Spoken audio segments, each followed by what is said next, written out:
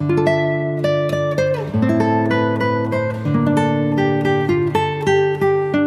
Guys, welcome back to my channel. So guys, आज मैं आपके लिए लेके आया हूँ put your head on my shoulder के एपिसोड 14 की एक्सप्लेनेशन। अगर आपने इससे पहले के एपिसोड नहीं देखे तो आप उन्हें हमारे चैनल पे जाके देख सकते हैं, और साथ ही में मैं उन वीडियो की लिंक नीचे डिस्क्रिप्शन में भी दे दूंगा, तो आप उन्हें भी चेकआउट कर सकते हैं। और मैं आपको रैंडम सीन हटाकर मेन स्टोरी के हिसाब से एक्सप्लेन करूंगा।